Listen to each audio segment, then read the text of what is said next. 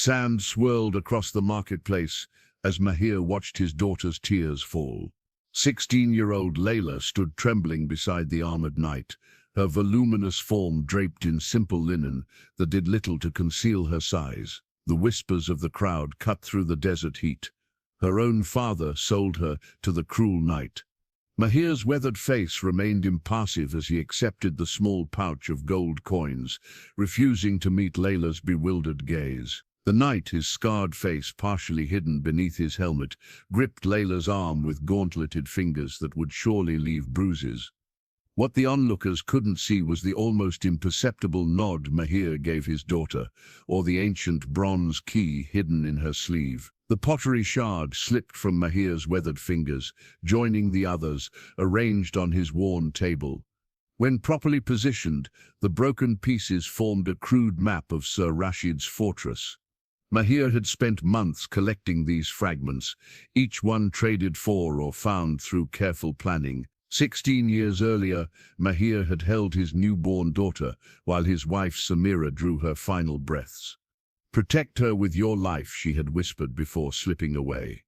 Those words had become his oath. From the beginning, Layla's appetite had been insatiable. As a toddler, she consumed twice what other children ate. By her 10th year, her round face and substantial form made her the subject of whispers in the marketplace. The village children called her Moonface, some affectionately, others cruelly. "Father, why am I different?" she had asked one evening, tears streaming down her cheeks after a particularly difficult day. Mahir had taken her plump hands in his. "The gods blessed you with abundance, little dove. In this desert, where most waste away, you flourish." It was the kindest explanation he could offer, though he suspected her condition had more to do with the strange herbs Samira had consumed during pregnancy. Desperate remedies from an old woman who promised they would ensure a healthy child. The kingdom had changed in recent years. The old sultan had died, and his nephew had seized power with the help of his royal knights. Taxes tripled. Food became scarce, yet Mahir, a skilled carpenter, managed to keep Layla fed, even as his own frame grew gaunt. Then came the rumors about Sir Rashid, the most feared of the Sultan's knights. They said he collected people with unusual physical attributes. A man with 6 fingers, twins connected at the shoulder, a boy whose skin changed color with the season. They disappeared into his desert fortress, never to be seen again. Mahir first noticed Sir Rashid watching Layla 3 market days ago. The knight's gaze had lingered on his daughter's substantial form, calculating and cold. That night, the pottery merchant Fatin had slipped Mahir a warning. "He has asked questions about your daughter." Desperation drove Mahir to the home of Asim, a former palace servant now blind and forgotten.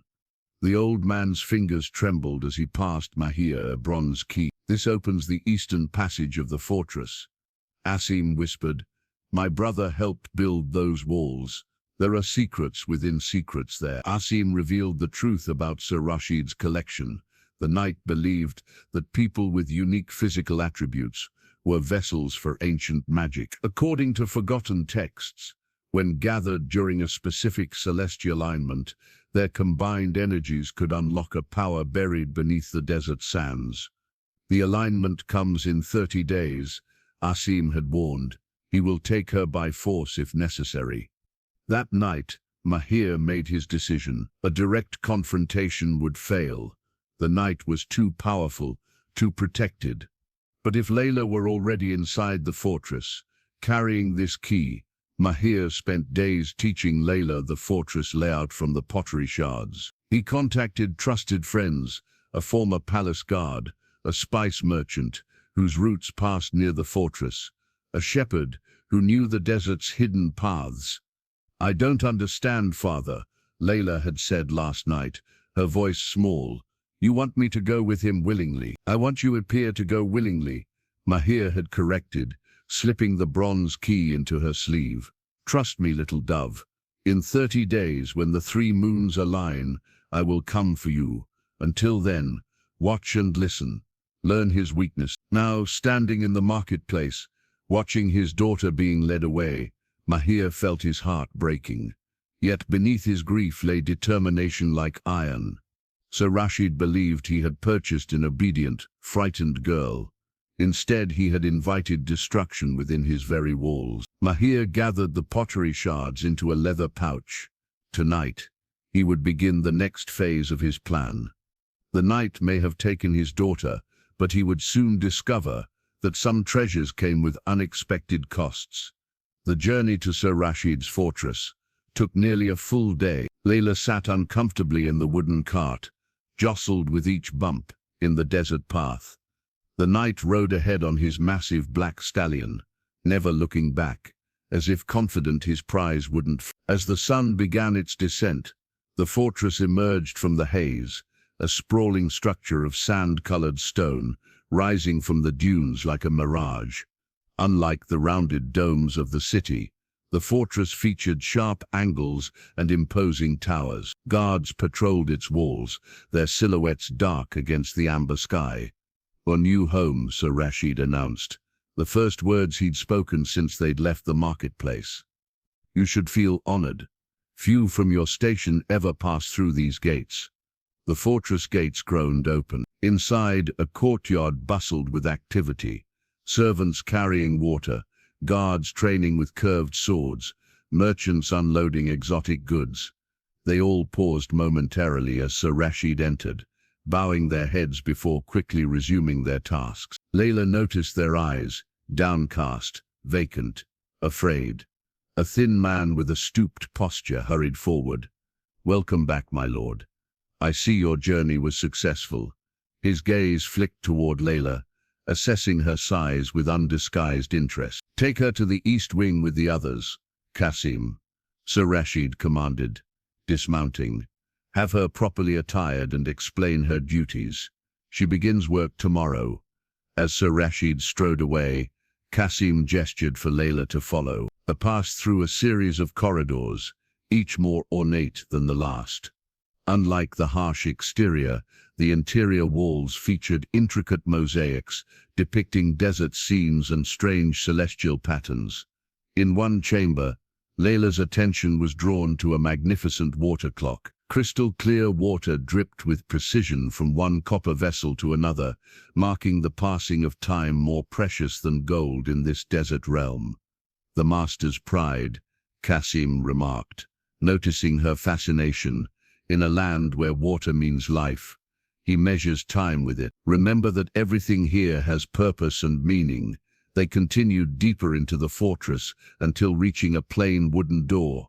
Beyond it lay a long chamber with several sleeping pallets arranged along the walls. 3 young women occupied the room, each physically distinctive, one unnaturally tall with limbs like a gazelle's, another with mismatched eyes, one emerald, one amber, and a third whose skin bore swirling birthmarks resembling script. "Your new companion," Qasim announced coldly. "Show her the customs and rules. I'll return with her garments." He closed the door behind him. The 3 women regarded Layla with expressions ranging from curiosity to pity. "I am Nadia," said the tall one, her voice surprisingly gentle. "This is Zara and Mina. You are not the first to arrive, nor will you be the last." "What is this place?" Layla whispered, clutching her sleeve where the bronze key remained hidden. "A collection," Zara answered, her mismatched eyes narrowing. "We are the knight's treasures, chosen for our uniqueness." "But why? What does he want from us?" The women exchanged glances before Mina spoke, tracing one of the birthmarks on her arm. "He searches for something, an ancient power buried beneath the sands. He believes we are somehow connected to it." "There are others," Nadia added, "in different chambers throughout the fortress, all with unusual traits or appearances." Qasim returned with a bundle of blue linen. "Your work clothes. You'll serve in the kitchens. The master has specific dietary requirements that must be prepared precisely." His gaze lingered on Layla's form. "Your size intrigues him. He believes it signifies abundance, a rare quality in our barren land." After Qasim departed, Layla changed into her new garments, carefully transferring the bronze key to her new sleeve. "He watches us constantly," Mina warned in a hushed tone. "There are eyes and ears everywhere." That night, lying on her hard pallet, Layla fought back tears. The fortress's thick walls seemed to press in around her, but beneath her fear lay determination. She recalled her father's words: "Watch and listen, learn his weaknesses." And so she would. 30 days until the alignment of the 3 moons. 30 days to understand this place, to find the passage her key would unlock, to prepare for whatever her father had planned. Outside her window, stars wheeled across the desert sky, counting down to the moment when everything would change. Dawn broke with the sharp clang of a copper bell. Layla followed the other women through torchlit corridors to the fortress kitchens, a vast chamber dominated by stone ovens and hanging copper pots. Steam filled the air, carrying scents of unfamiliar spices. An elderly woman with hands gnarled like desert roots supervised the kitchen. Her eyes, clouded with cataracts, seemed to see everything nonetheless.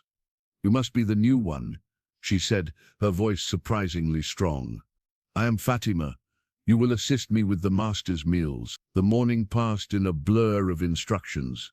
Sir Rashid's diet was precise and peculiar. He consumed specific combinations of herbs and spices at exact times of day.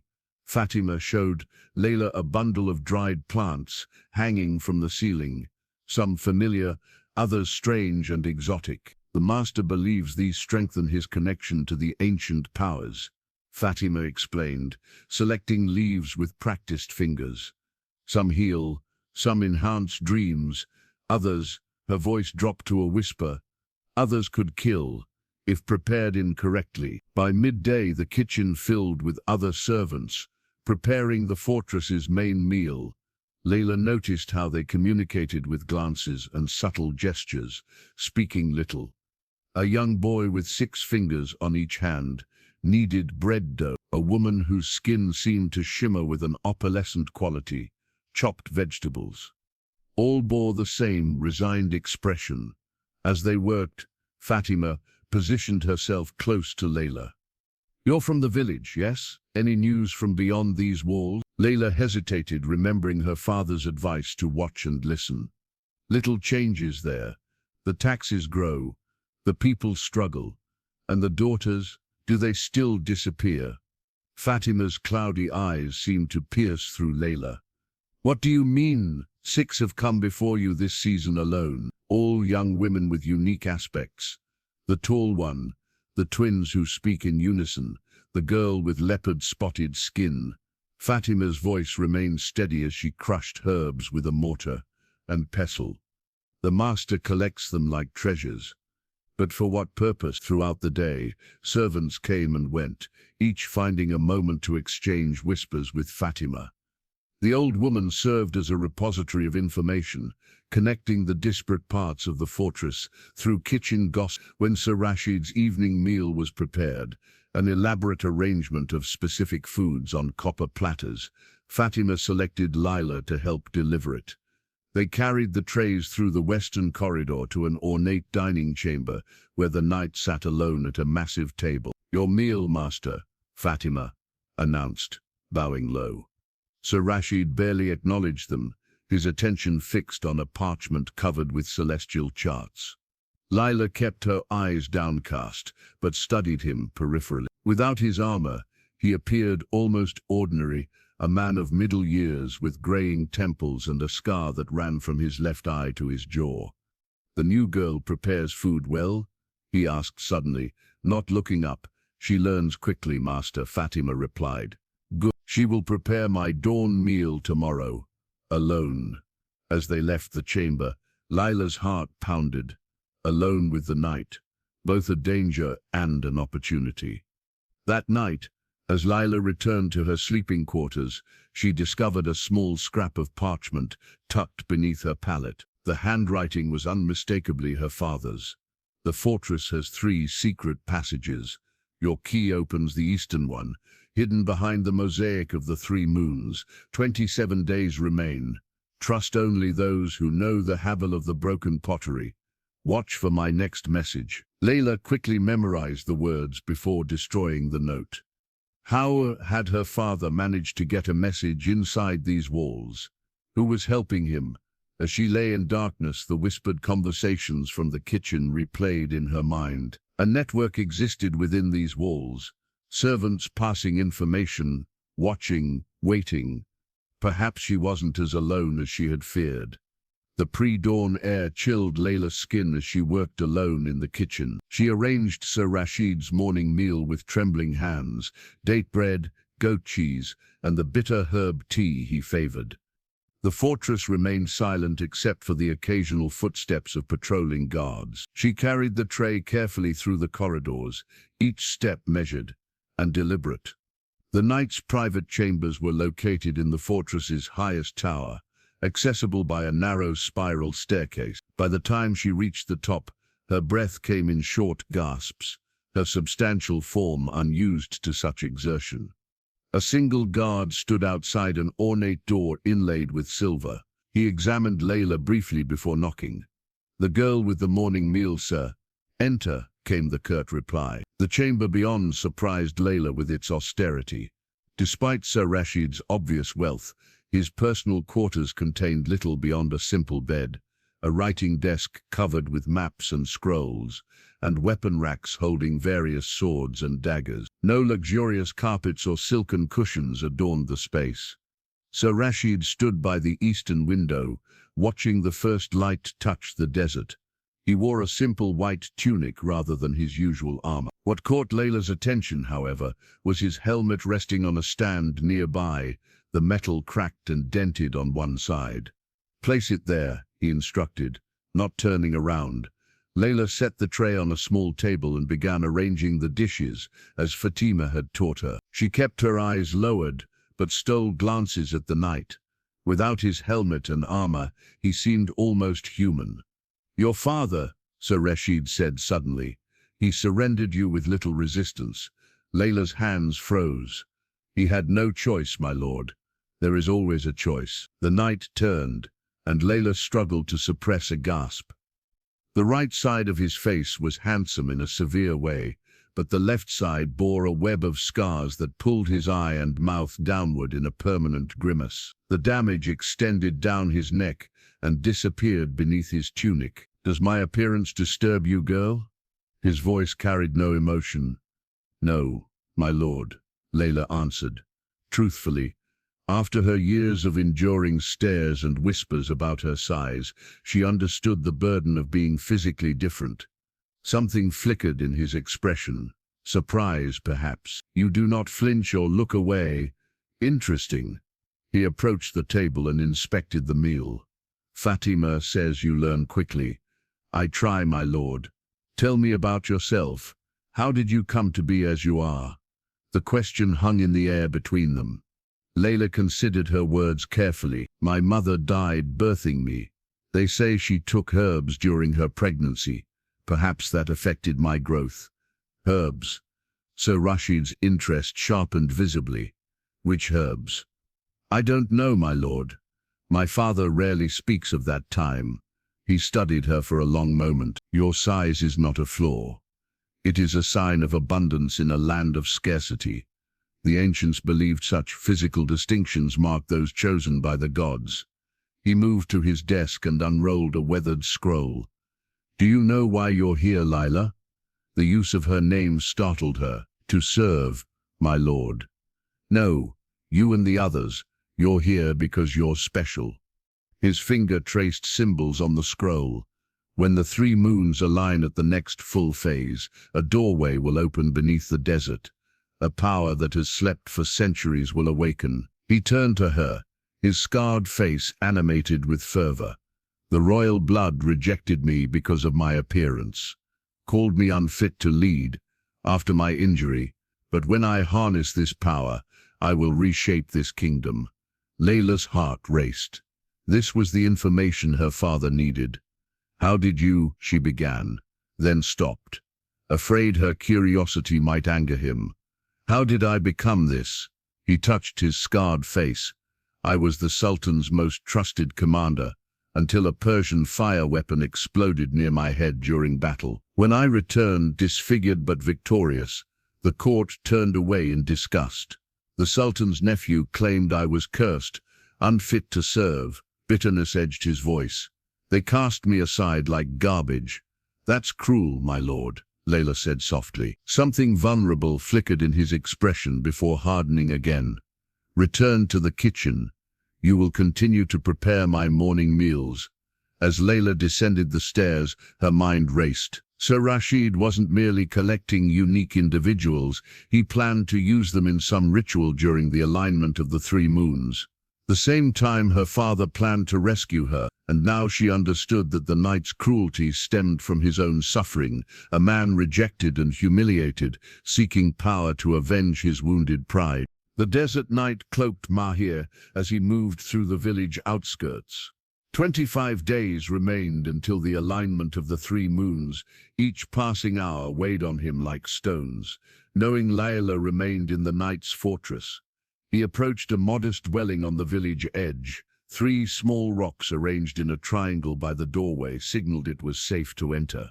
Inside, oil lamps cast long shadows across the faces of 4 men seated on worn cushions. "You're late," said Nazim, a broad-shouldered man with a scar running through his salt and pepper beard. Once captain of the palace guard, he had been dismissed when the new sultan took power. "I had to ensure I wasn't followed." Mahir settled among them. "The knight's men have been patrolling the village more frequently." Omar, the village blacksmith, pushed a cup of mint tea toward Mahir. "Any word from Layla?" "Nothing direct, but the kitchen boy Tariq smuggled out news. She's alive and has gained access to the knight's private chambers. She prepares his morning meals, a position of trust." Nazim nodded approvingly. "Your daughter is clever and brave," added Ibrahim, a spice merchant whose trade routes gave him reason to travel near the fortress regularly. The 4th man, silent until now, finally spoke. Jalal was the oldest among them, his blind eyes milky with age. Though once the villagers' revered storyteller, many now dismissed him as a rambling old fool. Precisely why he remained valuable. "I have studied the sand-worn scroll you brought, Mahir." Jalal's weathered fingers traced the air, as if reading invisible text. "It confirms what I suspected. The night seeks the heart of the desert." "What is that?" Omar asked. "An ancient power, buried beneath the sands when the first people settled this land. The legends say it grants dominion over the elements, water, wind, and sand. In the desert, such power would make a man like a god." Mahir frowned. "Why does he need Layla and the others?" Jalal turned his blind eyes toward Mahir. "The heart is sealed by 7 locks that can only be opened by those bearing the marks of abundance. People whose bodies differ from the ordinary." "Layla sighs," Mahir whispered. "Yes, and the others. The tall woman, the 6-fingered boy, the twins who speak as one. Each represents an aspect of abundance in a land defined by scarcity." Jalal's voice dropped. "When the 3 moons align, their combined essence will unlock the heart. What happens to them when the ritual is complete?" Mahir asked, dreading the answer. Silence fell heavily in the small room. "The scroll doesn't say," Jalal finally replied, "but power of this magnitude always demands sacrifice." Mahir's hands clenched. "We have 25 days. Nazim, what of the fortress defenses?" The former guard unrolled a crude map on the floor. 3 entry points. The main gate is too heavily guarded. The western wall has a service entrance for supplies, but it's watched day and night. Our best chance is the eastern passage, the one Leela's key unlocks. "I can get you close," Ibrahim offered.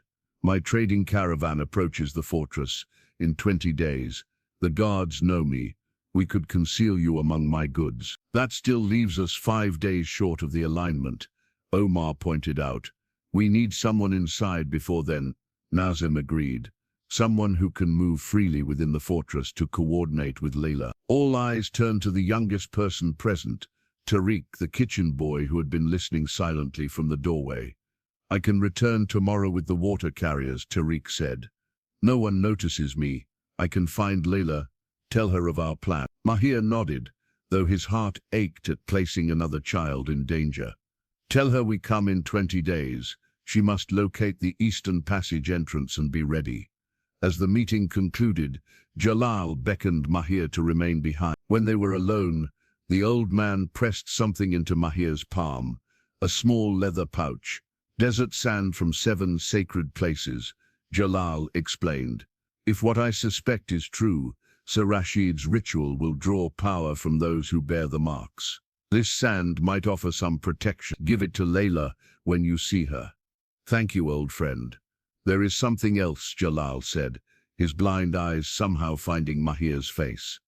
"The village whispers that you sold your daughter for gold. Some call you traitor." "Let them," Mahir replied. "Their contempt is a small price for Layla's safety. And if you fail, if the night succeeds," Mahir stared into the dying lamp flame, "then I will die trying to save her." No father could do less. Outside, the wind shifted, carrying the distant howl of desert wolves. The sands were restless tonight, as if the ancient power buried beneath them had already begun to stir. Layla wiped sweat from her brow as she carried a basket of folded linens through the fortress's winding corridors. After a week of preparing Sir Rashid's morning meals, she had been assigned additional duties that allowed her to move more freely through certain areas. Today's task, delivering fresh bedding, offered an opportunity she couldn't waste. She had counted 7 different chambers housing Sir Rashid's special collections. Each time she passed one, she tried to glimpse inside or exchange words with its occupant. So far she had met 11 others like herself, each with unique physical attributes that somehow fit the knight's mysterious criteria. Approaching the far chamber in the northern wing, Layla glanced quickly over her shoulder before knocking. A girl with silvery hair, despite her youth, opened the door. "Fresh linens," Layla announced loudly for any listening ears. Then, more softly, "May I come in?" The silver-haired girl, Safa, nodded and stepped aside. 2 other young women occupied the chamber, the twins Dalila and Jamila, who spoke in perfect unison and whose heartbeats, they claimed, synchronized even when separated. Layla set down her basket and quickly removed a small bundle from her sleeve, a collection of simple woven bracelets she had crafted in secret. "Wear these," she whispered, distributing them. "They look ordinary, but see these threads? Different colors, different knots." She pointed to a pattern woven into each bracelet, variations of dots and dashes that could be read like code. "My father was a merchant before becoming a carpenter," she explained. "He taught me the trade signals they use on the Silk Roads.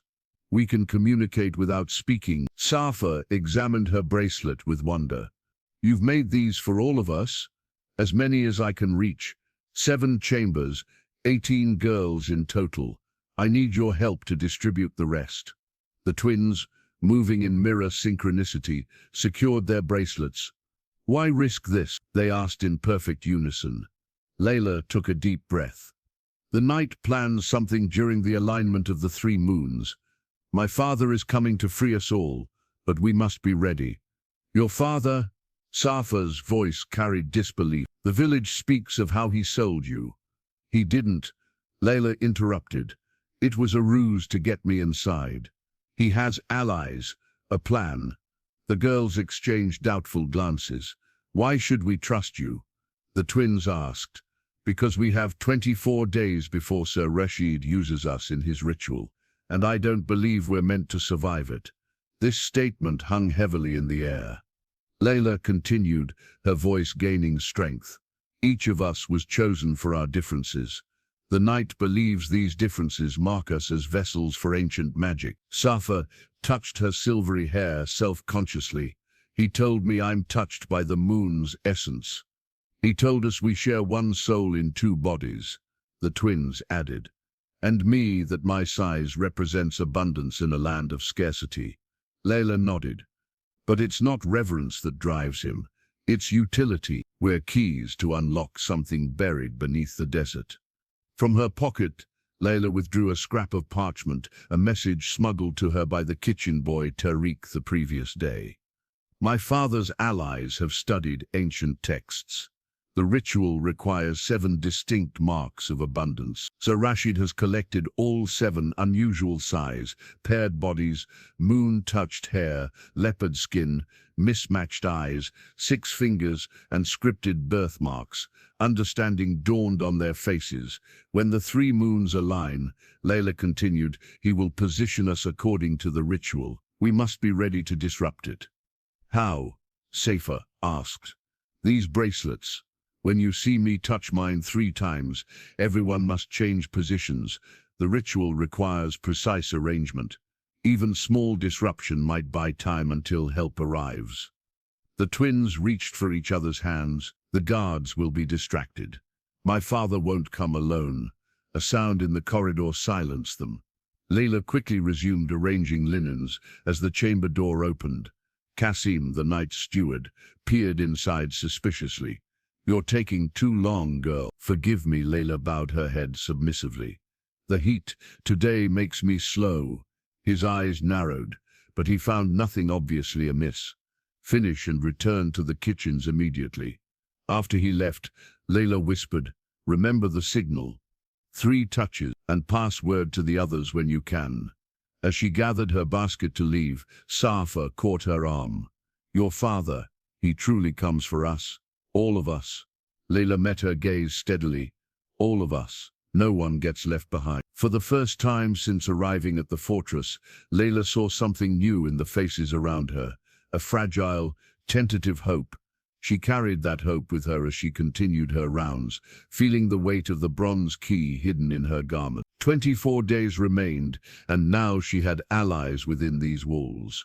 The knight had collected them for their differences, never imagining these same differences might become his undoing. Sir Rashid stood before the massive tapestry that dominated his private study. The intricate star chart depicted celestial bodies in gold and silver thread against midnight blue fabric. His fingers traced the configuration that would soon appear in the night sky, the alignment of the 3 moons that occurred once every 70 years. 22 days, he murmured to himself, after decades of searching, collecting, waiting, finally, within reach. A knock interrupted his contemplation. Enter, he commanded. Qasim slipped into the room, bowing low. My lord, the astronomers confirm your calculations. The alignment will peak at midnight on the appointed day, and the chamber preparations, proceeding as ordered. The ancient markings have been uncovered and restored. The channels for the ritual are being carved as we speak. Sir Rashid nodded, satisfied. And my collection? All 7 aspects accounted for. Yes, my lord. Though, Qasim hesitated. Speak. The new girl, the large one, has been observed spending time with the others, more than her duties require. The knight turned fully toward his steward, his scarred face tightening. Explain. Nothing definitive, my lord.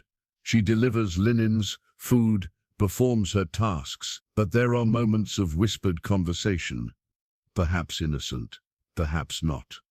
Sir Rashid considered this information. Increase observation. Discreetly, I want to know everything she does, everywhere she goes. After Qasim departed, the knight returned to the ancient texts spread across his desk. The ritual required precision. 7 individuals with the marks of abundance, positioned according to the pattern of the Pleiades, their life essence channeled through copper conduits to the sealed chamber below. The texts were frustratingly vague about what happened to the vessels after the ritual. Sir Rashid had long ago decided it didn't matter. Their sacrifice would be necessary for his ascension. Once he controlled the heart of the desert, he would return to the capital, not as a disfigured knight, but as a living god. The thought brought a rare smile to his scarred face. He imagined the Sultan's nephew cowering before him, begging forgiveness for the humiliation he had inflicted. The courtiers who had turned away in disgust would kneel at his feet. The women who had rejected him would offer themselves, only to be rejected in turn. A flicker of doubt crossed his mind. The large girl, Layla, She looked at him differently than the other. When she brought his morning meal, she didn't avert her eyes from his scars. She spoke to him with a strange directness, asking questions about the scrolls on his desk or the maps on his walls. At first he had attributed her behavior to simple village ignorance of proper etiquette, but perhaps there was more to it. Perhaps he should speak with her again, gauge her loyalty more carefully. So Rashid summoned a guard.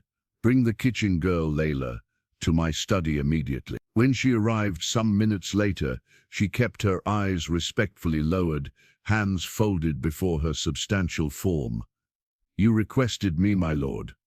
"Yes." He circled her slowly. "Tell me, girl, are you content here?" The question seemed to surprise her. "It is not my place to be content or discontent, my lord. I serve as required." A diplomatic answer. He stopped before her. "But not what I asked. Are you grateful I took you from that squalid village? From the father who sold you like a sack of grain?" Something flashed in her eyes, anger quickly suppressed. "My father did what he thought necessary, my lord. As we all must." Sir Rashid studied her face. "You are different from the others, less afraid." "Fear serves no purpose, my lord.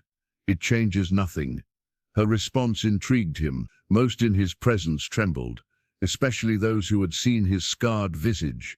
Yet this girl maintained her composure. He gestured to the star chart tapestry. "Do you know what this represents?"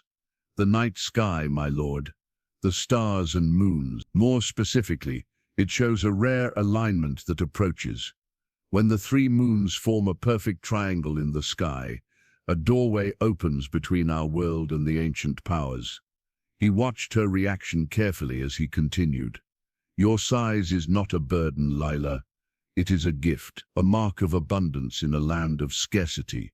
Such marks are channels for power." "What power, my lord?" "The heart of the desert, control over sand, wind, and, most precious of all, water." His voice took on a fervent quality. "Those who mocked me, cast me aside because of my appearance, they will bow before me, or be buried beneath the sands." He approached her, close enough that she could see every detail of his scarred face. "You could have a place in this new world, not as a servant, but as one who helped create it. Your loyalty would be rewarded." Layla met his gaze steadily. "You honor me with your confidence, my lord." Sir Rashid nodded, satisfied for now. "Return to your duties. In 22 days you will understand your true purpose." After she left, he returned to the ancient texts. The girl was either remarkably composed or hiding something. Either way, he would watch her closely. Nothing would interfere with the ritual. Not after he had sacrificed everything to reach this moment. The fortress kitchen bustled with afternoon activity as Layla kneaded dough for the evening meal. Her arms ached from the repetitive motion, but she welcomed the familiar task. It provided time to think, while appearing industrious. 20 days until the alignment. Sir Rashid's interest in her had intensified since their conversation in his study. She felt his eyes following her during meals, evaluating her every movement. His guards, too, seemed to materialize wherever she went, their presence a constant reminder that she was being watched. Fatima shuffled beside her, her clouded eyes fixed on nothing as she chopped vegetables. "The eastern courtyard needs herbs gathered this afternoon," she murmured, barely moving her lips. "You've been assigned the task." Layla nodded slightly. The eastern courtyard housed a small herb garden primarily used for the night's medicinal teas. More importantly, it was one of the few areas with a direct view beyond the fortress walls, where the desert stretched toward distant hills. As the kitchen preparations wound down, Fatima handed Layla a woven basket. "Take this. Return before sunset." The eastern courtyard was mercifully empty when Layla arrived. The afternoon heat had driven most indoors, leaving only a single guard who nodded at her from his post in the shade. She knelt among the herbs, methodically cutting sprigs of mint and sage, all while studying the courtyard wall. It stood about 15 feet high, with narrow drainage openings near its base, too small for a person, but perhaps large enough for something else. A flutter of movement caught her eye. A small grey-brown bird perched on the wall, its head tilting curiously. Not just any bird, a carrier pigeon, its leg bearing a tiny cylinder. Layla's heart raced. Her father had mentioned using birds for messages when he traded along the Silk Route years ago. Had he remembered that childhood lesson? She worked her way casually toward the wall, gathering herbs as she went. The guard had closed his eyes, lulled by the afternoon. When she reached the base of the wall, she made a small clicking sound with her tongue, the same call her father had taught her. The pigeon hopped down to a lower stone, then another, eventually reaching the ground nearby. With trembling fingers, Layla gently caught the bird, cupping it in her large hands. She quickly removed the tiny message cylinder and replaced it with a scrap of parchment she had kept hidden in her sleeve for days. A rough map of what she had learned about the fortress layout, with the ritual chamber marked. "Fly home," she whispered. Releasing the bird, it circled once, then disappeared over the wall. With the guard still dozing, Layla unrolled the tiny parchment. 18 days. Ibrahim's caravan brings supplies at dawn. 5 of us hidden inside. Signal with red cloth from Eastern Tower if passage found. Destroy this message. Have courage, little dove. Her father's handwriting. Tears pricked Layla's eyes, which she quickly blinked away. 2 days from now, sooner than she had expected, she would need to locate the Eastern Passage entrance immediately, finding inspiration in the dirt girl. Layla startled, quickly crushing the message in her palm. Kasim stood behind her, his thin face suspicious. "Just choosing the freshest herbs, sir," she replied, rising with her basket. "The master requests your presence at dinner tonight. He wishes you to serve him personally." Kasim's eyes narrowed. "A great honor, one that makes me wonder what he sees in a simple village girl. I'm as puzzled as you, sir." Layla kept her expression neutral. "Are you? The master has been different since your arrival, more hopeful." Kasim stepped closer. "If you've encouraged him with false pretenses, I've done nothing but serve honestly," Layla interrupted, meeting his gaze. Something like jealousy flashed across Kasim's face. "See that it remains so. The master's goodwill is as changeable as desert winds." Many who enjoyed his favor eventually found themselves buried beneath the sands. After he departed, Layla finished gathering herbs with shaking hands. The message crumbled to dust between her fingers, carried away by the breeze. 18 days, no 17 now, and she still hadn't located the Eastern Passage entrance. That night, as she served Sir Rashid his meal, she observed him with new intensity. The knight seemed distracted, consulting star charts between bites of food. "The alignment approaches," he commented, noticing her interest. "Soon you will understand your purpose here." "I look forward to it, my lord," Layla replied carefully. "Do you?" He studied her face. "There's something different about you tonight." Layla felt cold fear creep up her spine. "Perhaps anticipation, my lord. You've spoken of such wonders to come." His scarred face softened slightly. "Indeed, wonders that will reshape this kingdom. Those loyal to me will be rewarded beyond imagination." As she poured his wine, Layla allowed herself a slight stumble, causing the cup to spill onto his star chart. In the ensuing commotion of apologies and cleaning, she managed to glimpse the ritual layout on another parchment, 7 circles arranged in a specific pattern, with channels running between them to a central point. The pieces were falling into place. Now she just needed to find that passage, and quickly. 2 days remained before her father arrived, 2 days to ensure they all had a chance at freedom. Night had fallen over the fortress, the halls dimly lit by sputtering oil lamps. Layla moved quietly through the servants' quarters, touching her woven bracelet 3 times when she passed others, wearing the matching bands. The signals spread like ripples in water. "Prepare for tonight's meeting." For 2 days she had searched for the Eastern Passage entrance, without success. Tomorrow her father would arrive with Ibrahim's caravan. Time was running out. Near midnight, servants began gathering in the large storage cellar beneath the kitchens. They came in twos and threes, moving silently, eyes alert for guards. 18 in total, all of Sir Rashid's special collection, plus a few trusted kitchen workers. "We have little time," Layla whispered once everyone had assembled. "The caravan arrives at dawn." "You found the passage?" asked Safa, her silver hair gleaming in the dim light. Layla shook her head. "Not yet. That's why I need your help. It must be near the eastern wall, hidden behind a mosaic of 3 moons. "I know that mosaic," said one of the twins.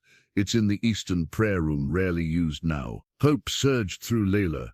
"Can you show me tonight?" "The guards patrol that corridor every hour," warned Fatima, "and Kasim has been watching you closely." "We'll create a distraction," offered Darius, a kitchen boy with leopard-spotted skin. "I can stage a fit in the north wing. The guards always come running when I have my episodes." "Too dangerous," Layla objected. "If they suspect coordination, what choice do we have?"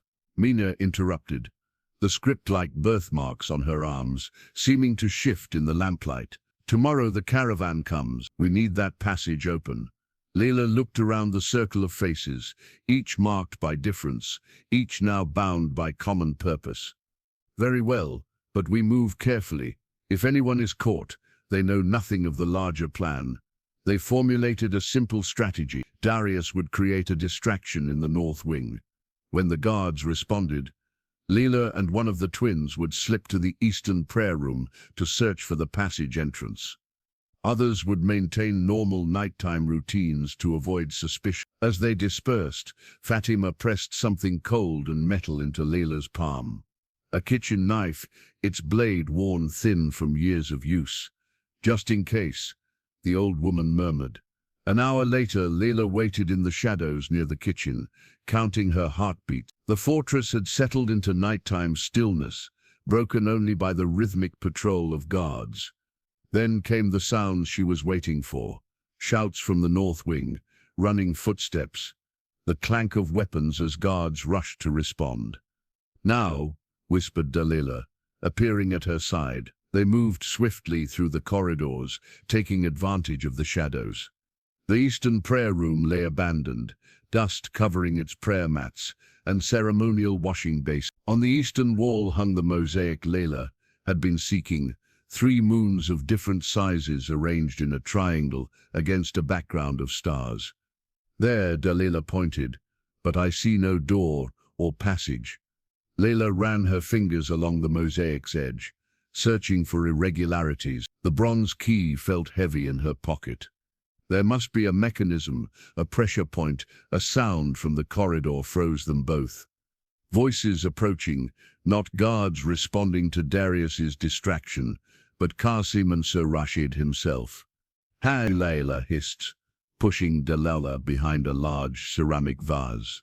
The door swung open.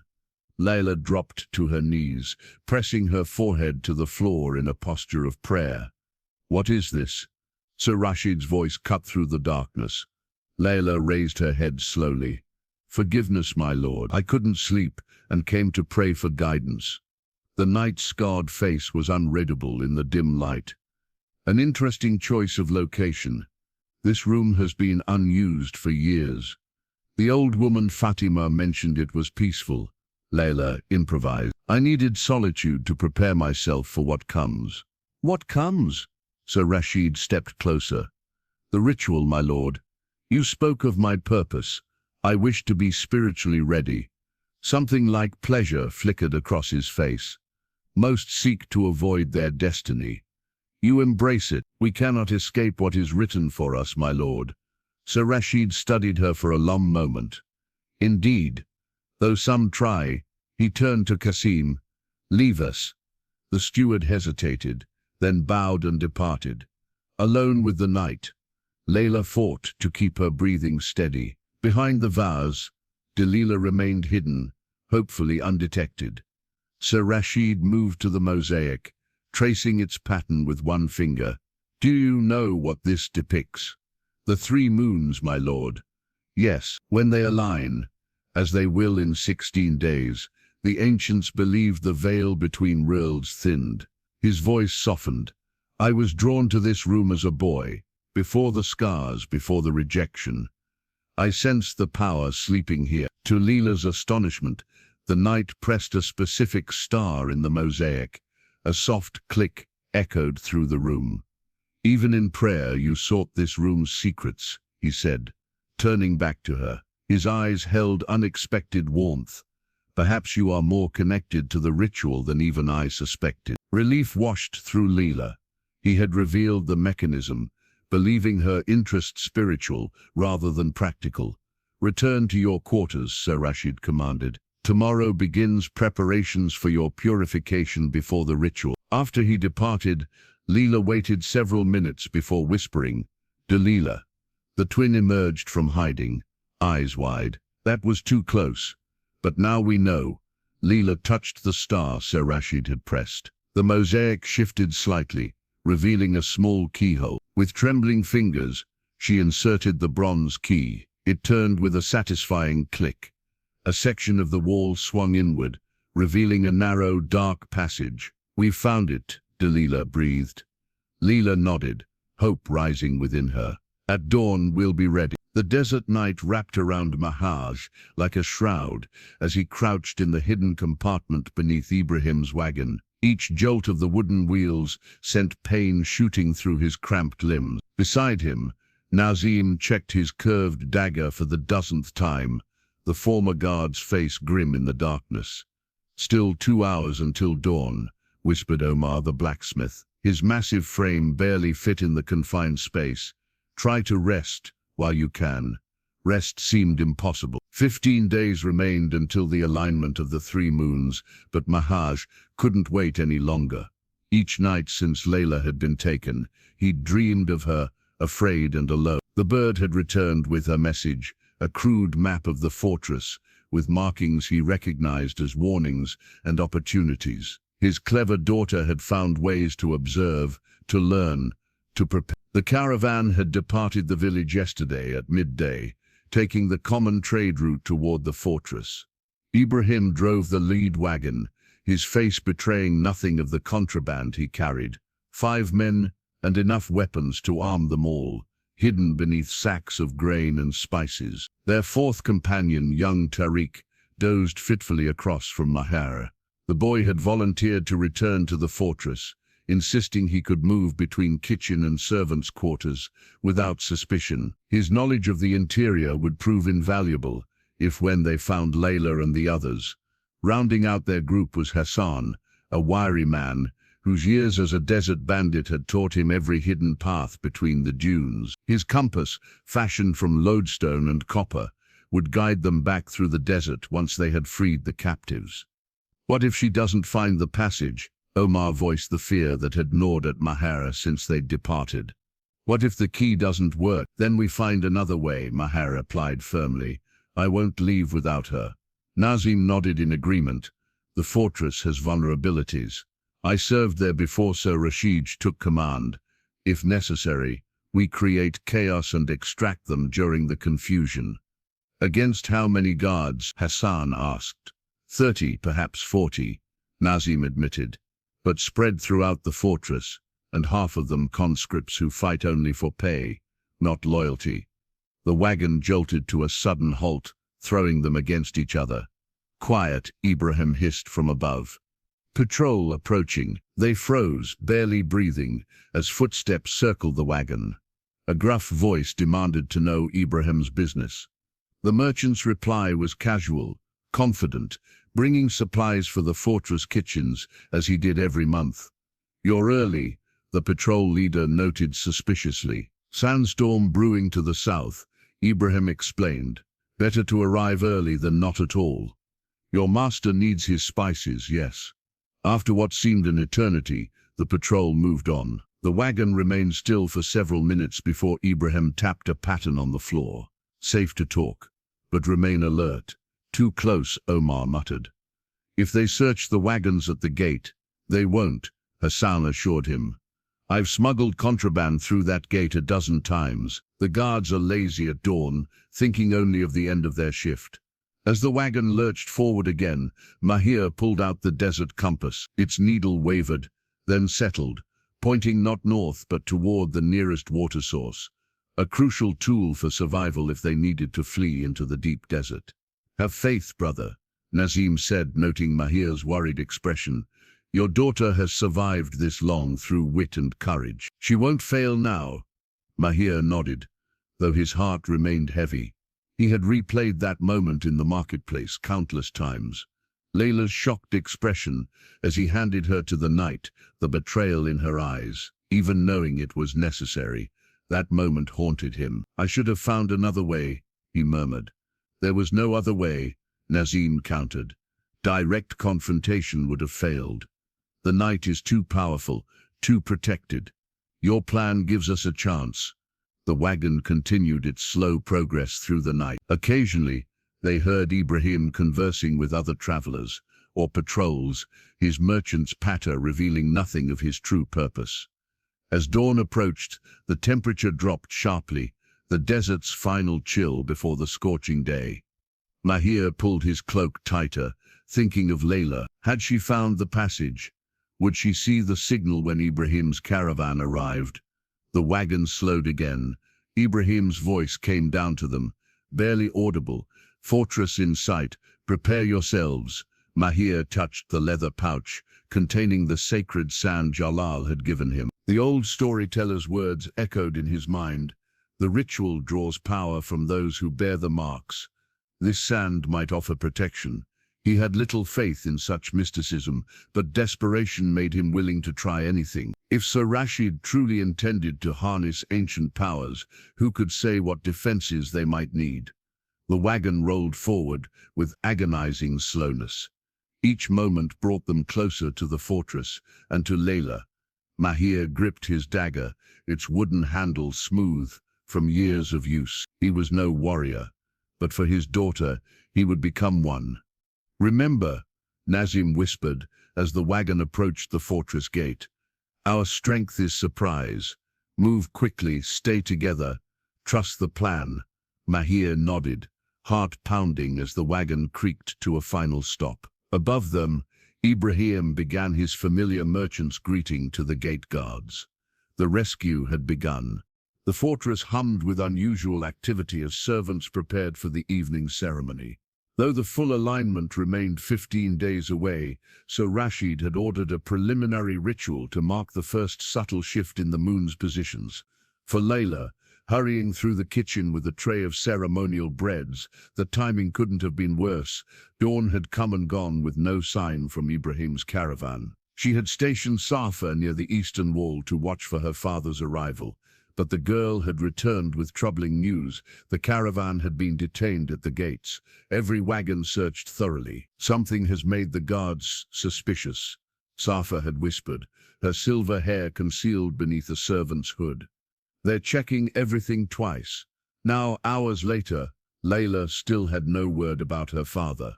Had he been discovered, captured? The uncertainty gnawed at her as she worked. "You're distracted," Fatima observed quietly, her blind eyes somehow sensing Layla's anxiety. "Dangerous. Today of all days." "I can't help it," Layla admitted. "The caravan will manage or won't," the old woman interrupted.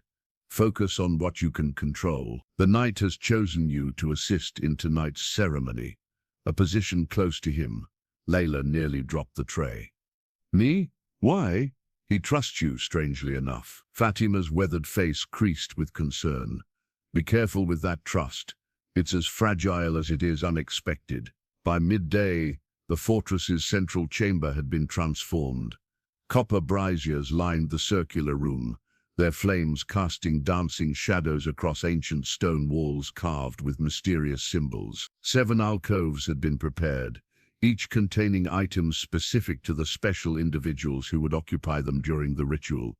Layla entered, carrying ceremonial robes, 7 sets of midnight blue fabric embroidered with silver constellations. As she arranged them, she studied the chamber's layout, noting the copper channels that had been installed in the floor, all leading to a central depression where a crystal prism now stood on a pedestal. "Beautiful, isn't it?"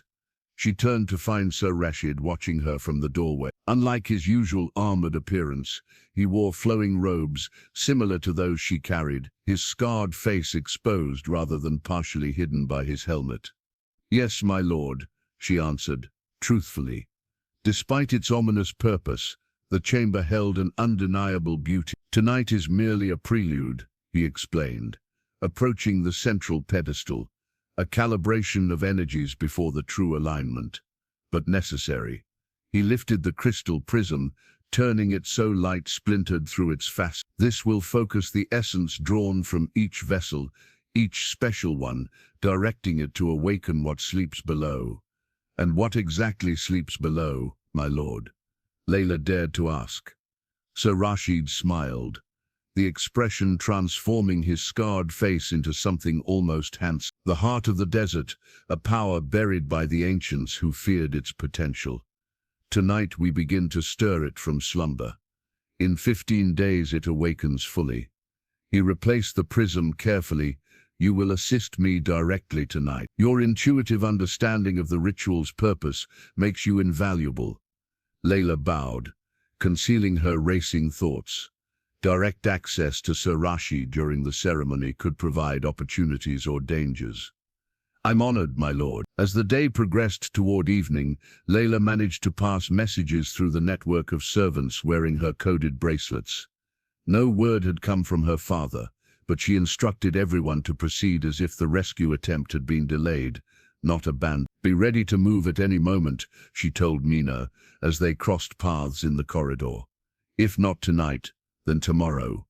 By sunset, the 7 chosen individuals had been bathed in scented oils and dressed in the ceremonial robes. Layla, serving as Sir Rashid's assistant, wore a similar but simpler garment.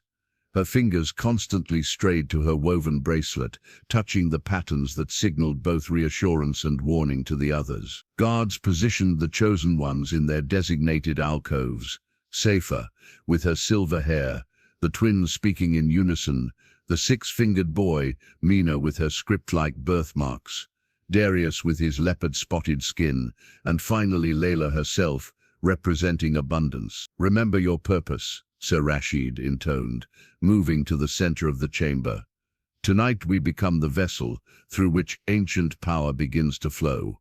Layla took her position in the last alcove, heart pounding. From here, she could see the entire chamber, including the heavy door that remained open, guarded by 2 of Sir Rashid's men. Beyond them, the corridor stretched toward the eastern prayer room, where the secret passage waited, still unknown to the night. As darkness fell completely, light from the copper braziers cast the only illumination. Sir Rashid raised his arms, beginning a chant in a language Layla didn't recognize. The other chosen ones remained silent, watching with varying expressions of fear and resignation. Through a high window, the night sky revealed the 3 moons beginning their slow convergence. Not yet aligned, but noticeably closer than usual. Sir Rashid placed the crystal prism in the central depression, then withdrew a ceremonial dagger from his robes. "With this," he announced, "we mark the beginning of our journey."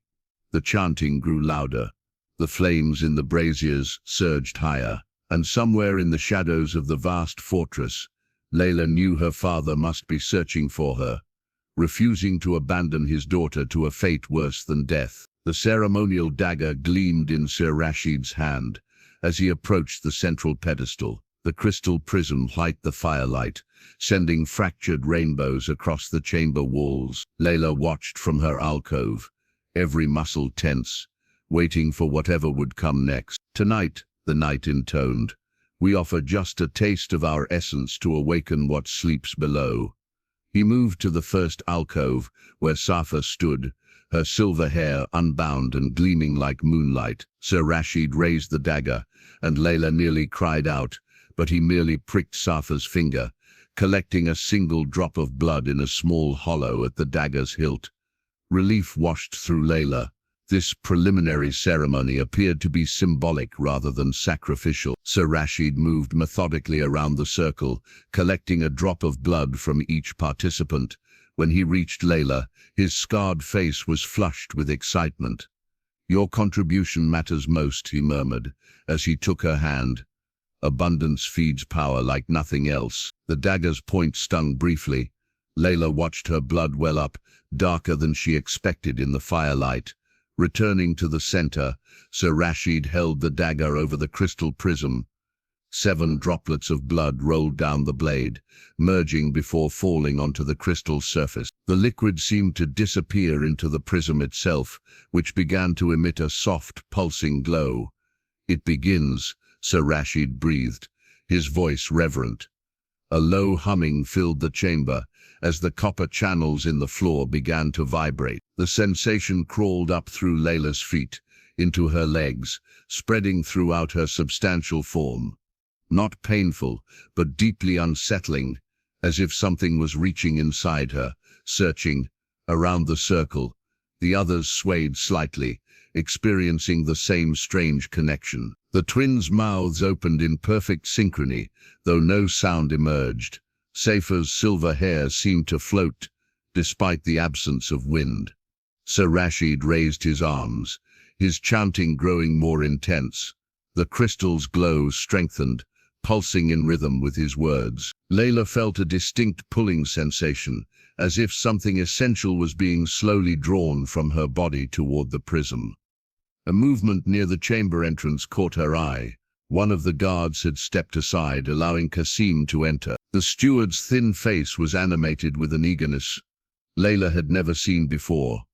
He approached Sir Rashid and whispered something urgent in his ear. The knight's scarred face transformed with shock, then fury. He whirled toward Layla, the ceremonial dagger still in his hand. "You, all this time?" Kasim's triumphant voice carried across the chamber. The caravan merchant confessed under questioning. "Her father hides among the goods, planning to rescue her." Layla's blood turned to ice. Ibrahim had been caught, had broken under pressure.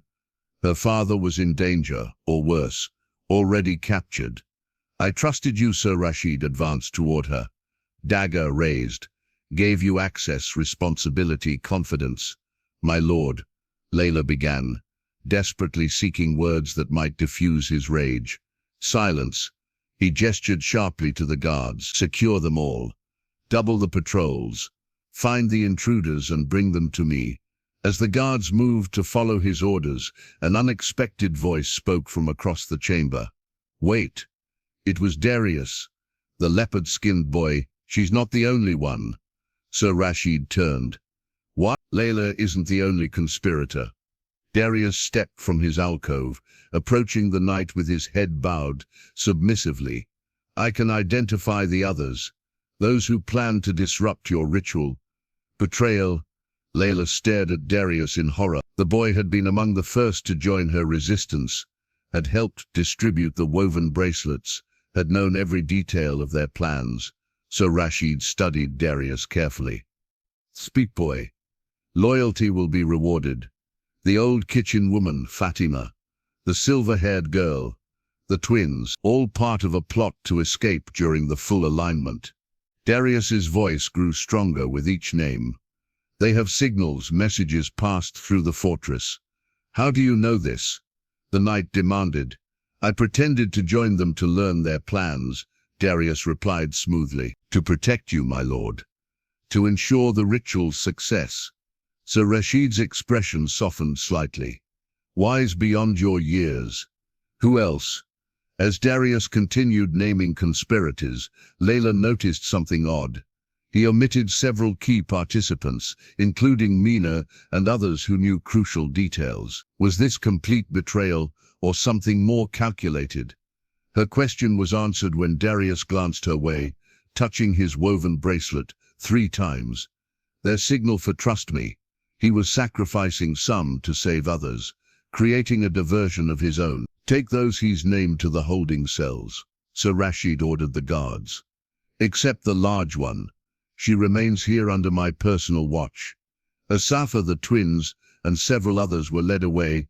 Darius remained by the knight's side, continuing to whisper information. Sir Rashid nodded periodically, his rage gradually cooling into calculated determination.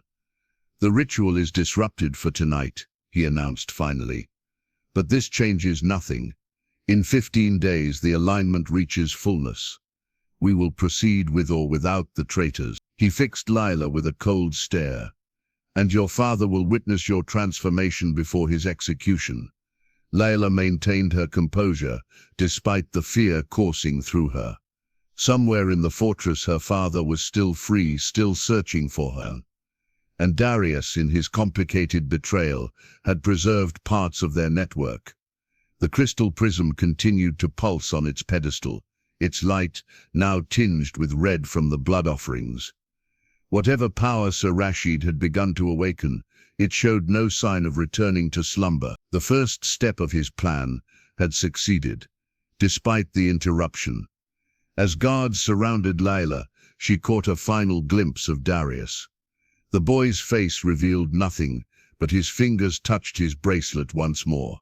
A promise that this apparent betrayal served a greater purpose. She could only hope he was right. Layla's new prison was no ordinary cell. Sir Rashid had ordered her confined to a small chamber adjacent to the ritual room, with 2 guards posted outside. Unlike the austere servants' quarters, this space contained a proper bed, a washing basin, and even a small window, albeit too narrow for escape. You'll remain comfortable until the alignment, the knight had told her. Your betrayal changes nothing. Your physical form still carries the mark of abundance required for the ritual. Now alone in the unfamiliar room, Layla paced anxiously. The ceremonial robe had been replaced with a simple shift, but she still wore her woven bracelet, either overlooked or deemed harmless by her captors. A soft scratching sound from the wall nearest the ritual chamber caught her attention. Pressing her ear against the cool stone, she heard it again, deliberate, rhythmic.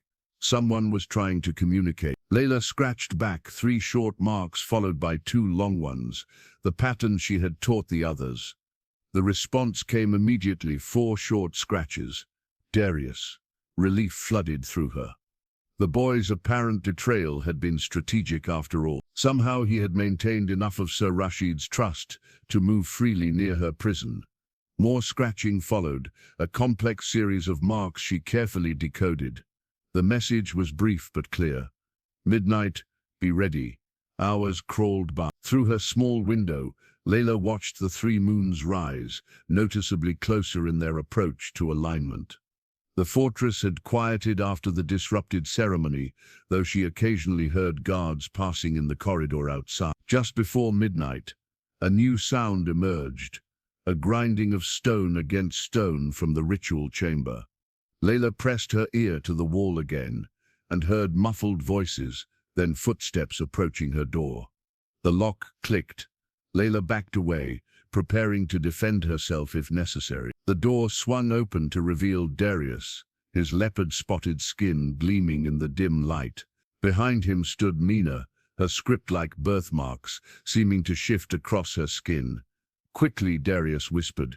The guards change in 10 minutes. Layla followed them into the ritual chamber, now lit only by a single oil lamp. The copper channels in the floor still hummed faintly, and the crystal prism continued to emit its soft, pulsing glow. How did you manage this? She asked. Darius. The knight trusts me now, he replied, his young face solemn.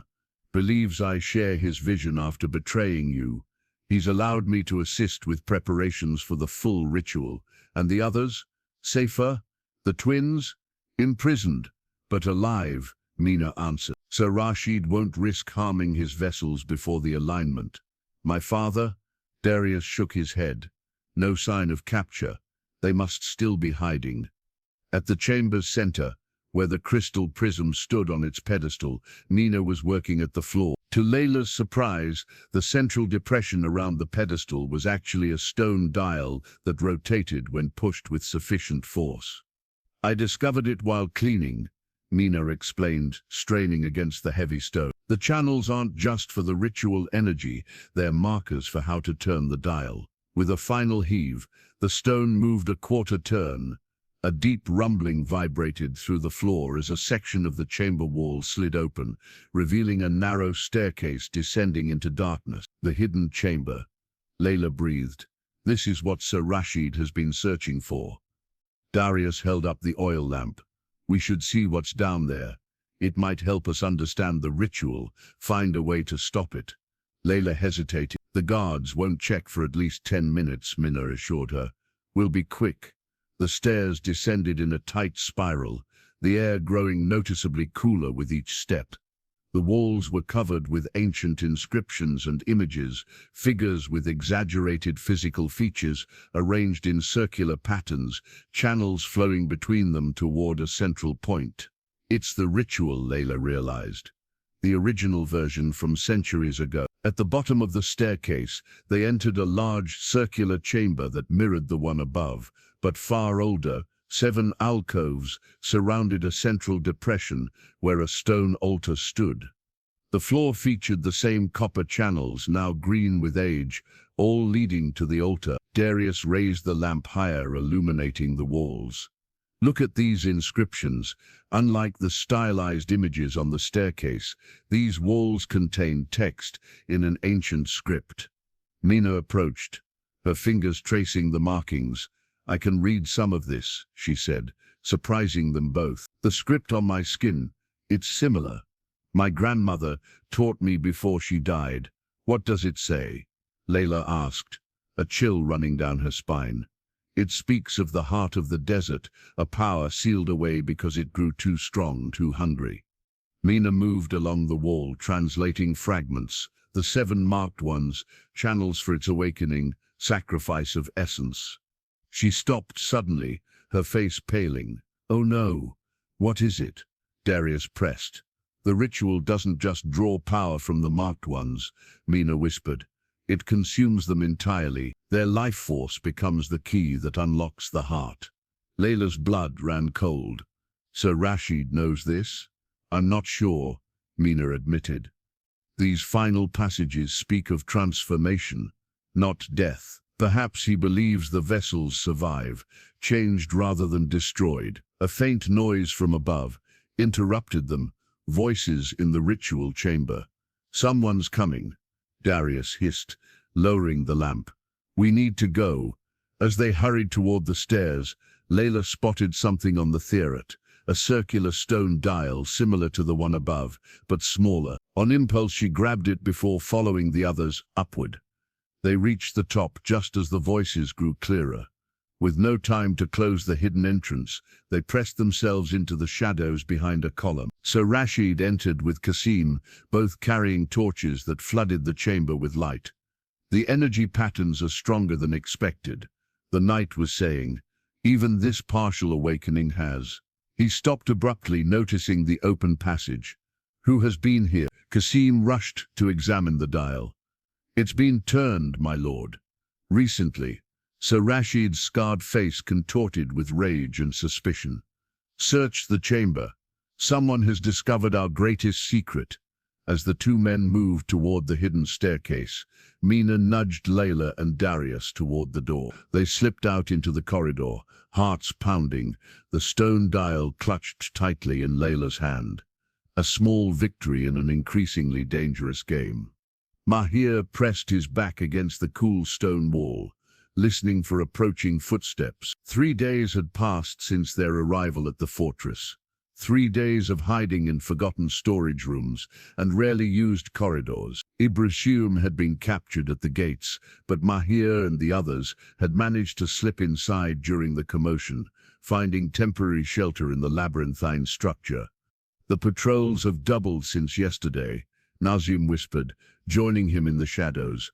The knight knows we're here. Have you found her? Mahir asked, the question that had consumed him every waking moment. Nazim shook his head. Not yet, but there's news, rumors among the servants about a disrupted ceremony. Your daughter was involved somehow. Hope and fear warred in Mahir's chest. Layla was alive but clearly in danger. And the Eastern Passage? Omar thinks he's located it in an old prayer room, but it's heavily guarded now. Their whispered conversation halted at the sound of approaching footsteps. Both men pressed deeper into the alcove as 2 guards passed, speaking in low voices. The master wants the prisoners brought to the ritual chamber at midnight. One said, all of them, including the fat girl. For what purpose? The alignment is still 12 days away. Don't ask questions you don't want answers to.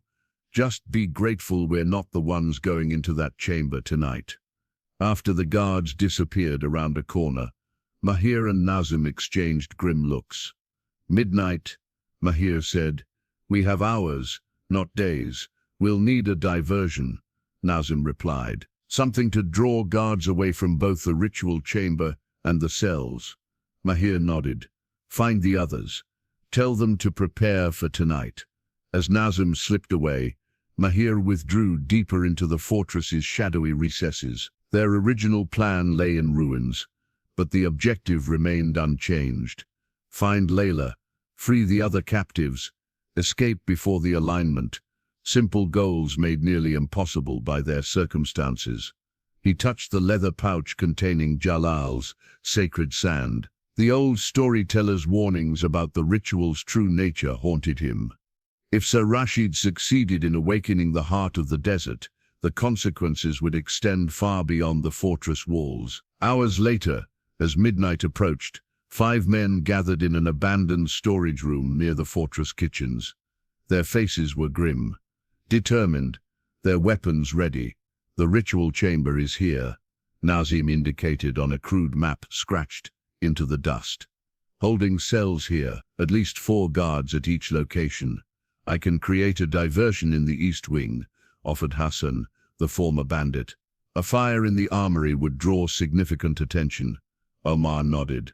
While I free those in the cells, Nazim and I will go to the ritual chamber, Mahir said. Tariq, you know these corridors best. You'll guide Hassan, then join us. The kitchen boy nodded, his young face solemn. There's something else you should know. The leopard-skinned boy, Darius. He betrayed the others, but some servants whisper it was a ruse to gain the knight's trust. Can we rely on help from within? Nazim asked. Tariq shrugged. Impossible to say, but there's unrest among the servants since the ceremony was disrupted. Some might aid us if the opportunity arises. They finalized their plan as the fortress bells tolled the 11th hour. Each man carried a weapon, daggers mostly, though Omar clutched a heavy iron cooking pot that would serve as both shield and bludgeon. None were soldiers, but desperation had transformed them into unlikely warriors. Remember, Mahir told them, our priority is freeing the captives. Avoid confrontation where possible. And if confrontation finds us? Hassan asked, patting the curved dagger at his belt. Then we do what is necessary, Nazim answered grimly. They separated, moving through the fortress like shadows. Hassan and Tariq headed toward the east wing, Omar toward the holding cells, while Mahir and Nazim made their way to the ritual chamber. The corridors were eerily quiet, the usual patrols conspicuously absent. Mahir felt the wrongness of it prickling his skin, but they continued forward, committed to their course. As they approached the ritual chamber, distant shouts erupted from the east wing, followed by the acrid smell of smoke. Hassan's diversion had begun. Now, Nazim whispered, drawing his dagger. They rounded the final corner and froze. The corridor leading to the ritual chamber stood empty. No guards, no resistance. The massive doors hung partially open, warm light spilling out. It's too easy, Nazim muttered. A trap, or an opportunity we can't ignore. Mahir countered. I'm going in. Follow if you wish. Before Nazim could object, Mahir moved forward, his carpenter's hands gripping the unfamiliar dagger. The sounds of chaos echoed from distant parts of the fortress. Shouts, running feet, the growing roar of fire. Their diversion was working, drawing attention away from this suspiciously unguarded door. Mahir paused at the threshold, peering into the ritual chamber. The sight stopped his breath. 7 figures in ceremonial robes stood in alcoves around the circular room. Copper channels gleamed in the floor, all leading to a central pedestal where Sir Rashid stood, the ceremonial dagger raised above a glowing crystal prism. And there, in the farthest alcove, Layla, her face pale but resolute. Sir Rashid's voice carried clearly, chanting in an ancient tongue. The air in the chamber seemed to vibrate with tension, with power building toward some terrible crescendo. Mahir stepped into the light. "Stop!" All eyes turned toward him. Sir Reshid's scarred face registered shock, then cruel amusement. "The desperate father arrives," he said, lowering the dagger slightly, "just in time to witness your daughter's glorious transformation." "There will be no transformation," Mahir replied, advancing into the chamber. Nazim followed, positioning himself to watch both the night and the entrance. "Only death.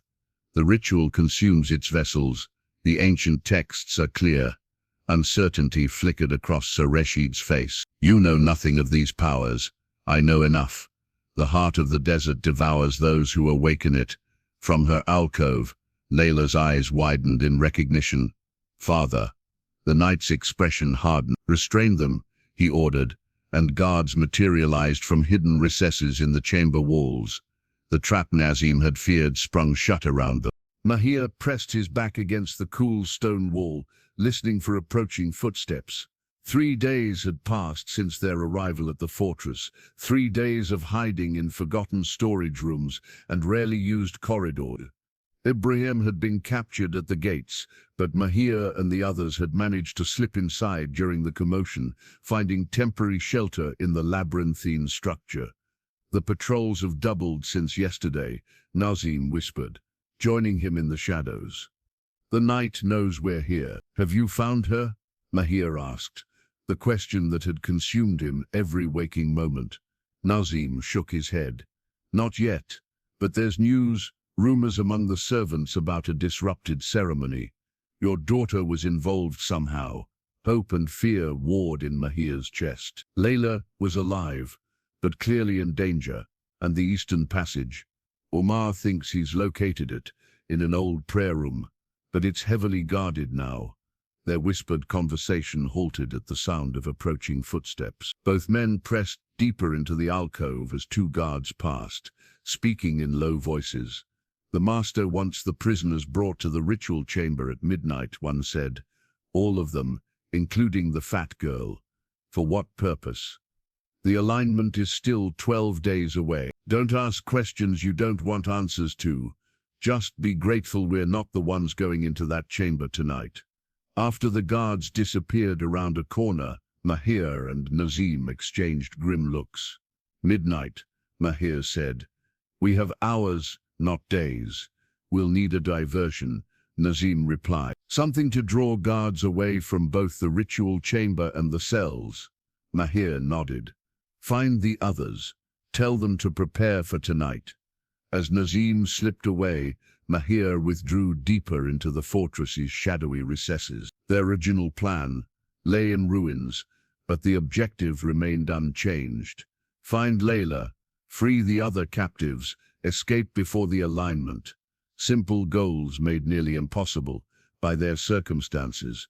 He touched the leather pouch containing Jalal's sacred sand. The old storyteller's warnings about the ritual's true nature haunted him.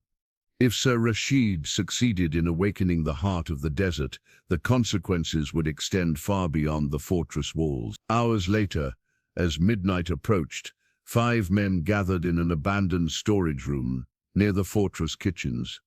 Their faces were grim, determined, their weapons ready. "The ritual chamber is here," Nazim indicated, on a crude map scratched into the dust. "Holding cells here, at least 4 guards at each location. I can create a diversion in the east wing," offered Hassan, the former bandit. "A fire in the armory would draw significant attention." Omar nodded. "While I free those in the cells, Nazim and I will go to the ritual chamber," Mahir said. "Tariq, you know these corridors best. You'll guide Hassan, then join us." The kitchen boy nodded, his young face solemn. "There's something else you should know. The leopard-skinned boy, Darius. He betrayed the others, but some servants whisper it was a ruse to gain the knight's trust. Can we rely on help from within?" Nazim. Tariq shrugged. "Impossible to say. But there's unrest among the servants since the ceremony was disrupted. Some might aid us if the opportunity arises." They finalized their plan as the fortress bells tolled the 11th hour. Each man carried a weapon, Daggers mostly, though Omar clutched a heavy iron cooking pot that would serve as both shield and bludgeon. None were soldiers, but desperation had transformed them into unlikely warriors.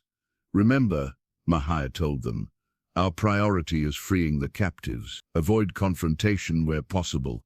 And if confrontation finds us," Hassan asked, patting the curved dagger at his belt, "then we do what is necessary," Nazim answered grimly.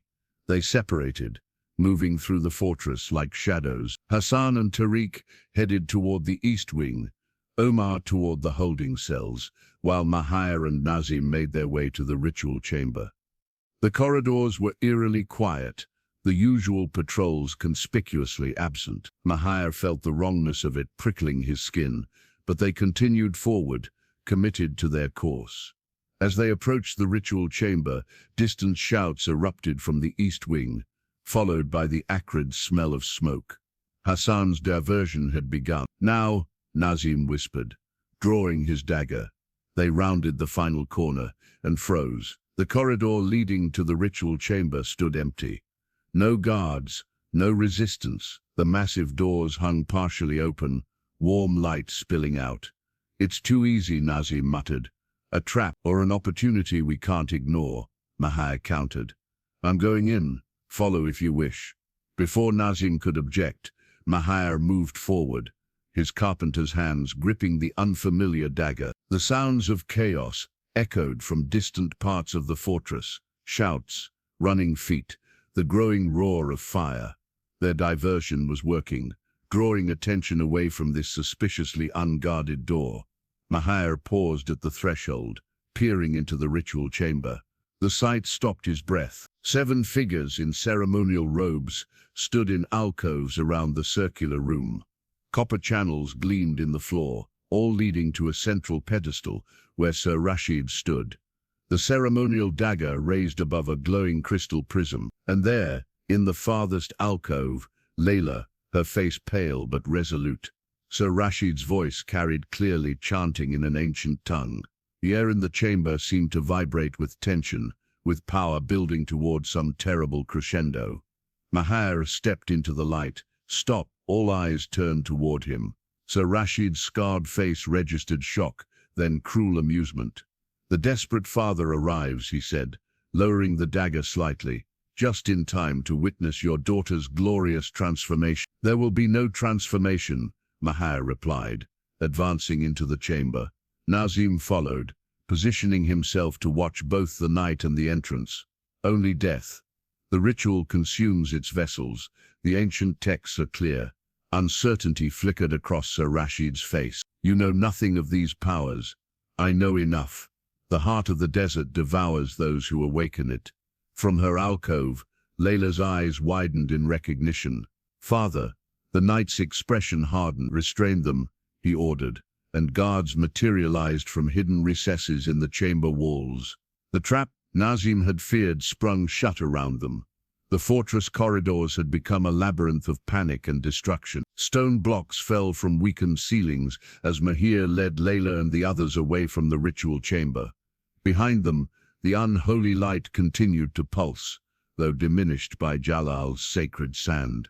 "This way," Nazim called, guiding them toward a side passage. The eastern exit should still be clear. They moved as quickly as possible, Layla struggling to keep pace. The ritual had drained her substantially, leaving her weaker than she'd ever felt. Mahir supported her with one arm, his dagger ready in his free hand. "Almost there, little dove," he encouraged. "Just a little farther." Their group had grown to nearly 20, all the captives Omar had reared from the holding cells, plus a few servants who had joined their escape. Darius moved alongside them, his leopard-spotted skin gleaming with sweat. "You saved us all," Layla told the boy between labored breaths. "Not yet," he replied grimly. "We're still inside these walls." A violent tremor shook the fortress, stronger than before. Cracks spiderwebbed across the corridor wall. Whatever power had been unleashed in the ritual chamber, it was spreading throughout the structure, weakening foundations that had stood for centuries. They rounded a corner and found their path blocked by fallen debris. Nazim cursed, scanning for alternative. The servants' passage, suggested Mina, pointing to a narrow doorway half hidden behind a tapestry. It connects to the kitchens, then the eastern courtyard. As they changed direction, a voice rang out behind them. Stop! Sir Rashid stood at the corridor's end, his ceremonial robes torn and dusty, his scarred face contorted with rage. Around his neck hung a cracked amulet that pulsed with the same eerie light as the crystal prism. 6 guards flanked him, swords drawn. You've ruined everything, the knight seethed, advancing toward them. Generations of research, years of preparation, destroyed by a fat girl and her carpenter father. Mahir pushed Layla behind him, protectively. It's over, Rashid. Your fortress is collapsing. The ritual has failed. Failed. The knight laughed, a sound edged with madness. The heart of the desert has awakened, just not as I intended. Its power flows through me even now. As if to demonstrate, he raised his hand. The stones around them trembled, dust raining from the ceiling. Get everyone to the passage, Mahir whispered to Nazim. I'll hold him here. Father, no, Layla protested. Go, little dove. This ends now. As Nazim led the others toward the servants' passage, Mahir stepped forward to face Sir Rashid. The carpenter looked small against the armored knight, his simple dagger pitiful compared to the power now at the knight's command. You think you can face me alone? Sir Rashid mocked. A mere woodworker against the desert's power. He's not alone. Layla moved to stand beside her father, her substantial form still imposing despite her weakened state. Layla, please, Mahir began. I won't leave you, she interrupted. Not again. Sir Rashid gestured to his guards. Kill the father. The girl I need alive. As the guards advanced, another tremor shook the fortress, more violent than before. Part of the ceiling collapsed, crushing 2 guards beneath heavy stones. The others hesitated, fear overcoming loyalty. Cowards, the knight raged. Must I do everything myself? He reached for his sword, but as he did, the cracked amulet around his neck flared brightly. Sir Rashid gasped, clutching at his chest. The power he had tried to harness was turning against him, flowing through the amulet into his body with destructive force. What's happening? He cried, his voice strangled. The remaining guards fled, abandoning their master to his fate. Mahir grabbed Layla's hand, pulling her toward the servants' passage, but she resisted. Wait, she said, studying the struggling knight with unexpected compassion. He's being consumed by the very power he sought to control. Sir Rashid fell to his knees, the amulet burning brightly against his chest. His armor, once a symbol of his strength and status, now seemed to constrict around him, becoming a metal prison. The knight clawed desperately at the amulet, trying to remove it, but the chain had somehow fused with his flesh. Help me, he gasped, looking up at Layla with eyes no longer filled with rage but terror. Despite everything he had done, Layla felt pity stir within her. She took a step toward him, but Mahir held her back. There's nothing we can do for him, he said softly. The power has chosen its sacrifice. As they watched, Sir Rashid's body began to transform. His skin hardened and cracked like the desert floor in drought, his fingers curling into rigid claws. The amulet sank deeper into his chest, its light pulsing in rhythm with his failing heart. I only wanted respect, he whispered, his voice like sand scraping against stone. To never be rejected again. Layla met his gaze one last time. I'm sorry, she said, and meant it. With a final terrible cry, Sir Rashid's body hardened completely, transforming into a statue of sand-colored stone. The amulet gave one last flare of light, then cracked entirely, its pieces falling to the floor. In the sudden silence that followed, Mahir and Layla stood transfixed, witnessing the knight's final transformation. Then another violent tremor shook the fortress, breaking the spell. We need to go, Mahir urged. Now. This time Layla didn't resist. As they hurried toward the servants' passage, she glanced back once more at the stone figure that had been Sir Rashid, a man whose quest for power and acceptance had ultimately consumed him. The fortress continued to crumble around them, the heart of the desert reclaiming what had been built above its resting place. But ahead, through the servants' passage, lay the eastern courtyard, the fortress gates, and beyond them, freedom beneath the light of 3 moons, still moving toward their perfect alignment. The eastern sky lightened with the first hint of dawn as the ragged group of escapees crested a sand dune. Behind them, the fortress stood silhouetted against the fading night, half collapsed, yet somehow still standing, a testament to its ancient foundations. Occasional flashes of light pulsed from within its broken walls, the disturbed heart of the desert still discharging its power. Layla paused at the dune's peak, her breath coming in labored gasps. Her father stopped beside her, his hand gentle on her shoulder. "Resti Elmont," Mahir said. "We're far enough now." They had fled through the night, helping the weakest among them across the shifting sands. All of Sir Rashid's special collection had escaped, 18 individuals marked by physical differences, now bound by shared survival. They were joined by a handful of servants who had chosen freedom over the collapsing fortress. Nazim approached, his weathered face streaked with dust and blood from a gash on his forehead. "The oasis lies 2 hours ahead. Water, shade, and Ibrahim's brother waits there with camels." "Everyone accounted for?" Mahir asked. "All present. Some injuries, but nothing life-threatening." Nazim's eyes softened as he looked at Layla. "Your daughter organized them into support pairs, the stronger helping the weaker. Born leader, that one." Mahir nodded, pride evident in his tired eyes. Like her mother, as the group prepared to continue their journey, Safa approached Layla, her silver hair now dull with dust. "What happens to us now?" she asked, her voice small. "Where do we go?" It was the question on everyone's mind. Many had been taken from distant villages, their families believing them dead or sold.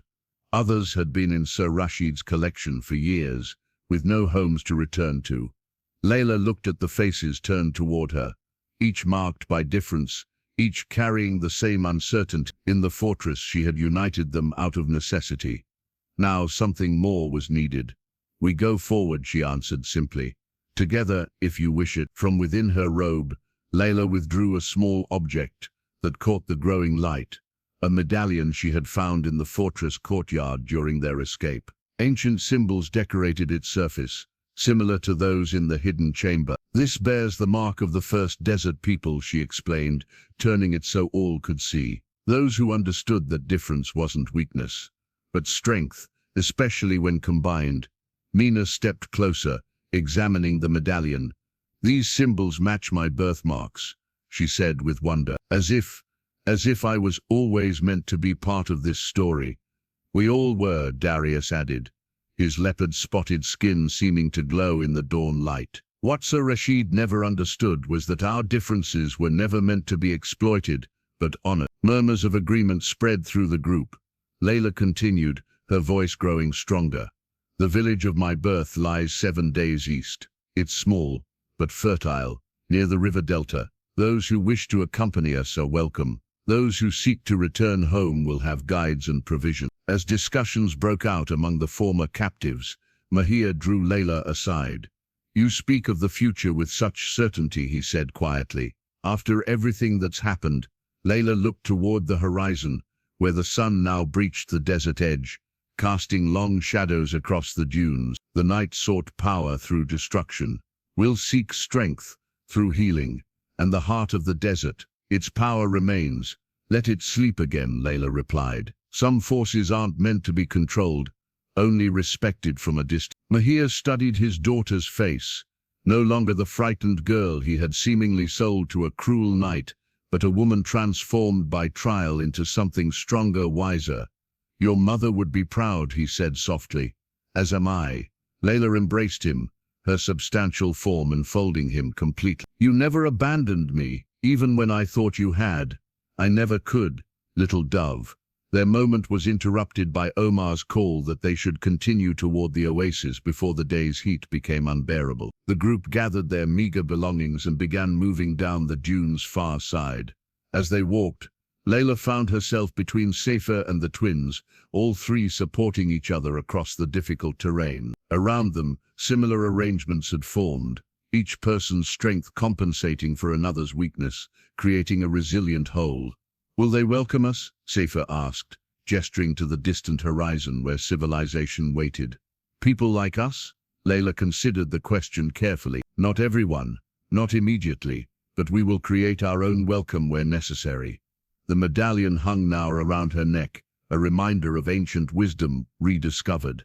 Whatever power had marked them as different, the same power Sir Rashid had sought to exploit, remained within them, not as a weapon or a tool, but as part of their essence. Behind them the fortress continued its slow collapse, returning to the desert that had birthed it.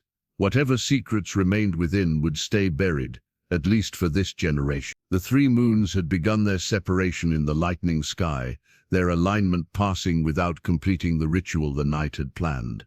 Mahir walked at the rear of the group, watching his daughter lead with quiet confidence. He had entered the fortress as a desperate father, seeking to rescue his child. He emerged with something more, a family expanded beyond blood, bound by shared survival and purpose. As the sun climbed higher, the desert changed around them, its harshness softened by morning light. Ahead lay uncertainty, but also possibility. The story of the father who sold his daughter to a cruel knight had transformed into something unexpected, a tale of courage, sacrifice, and ultimately freedom found, not in escape, but in connection.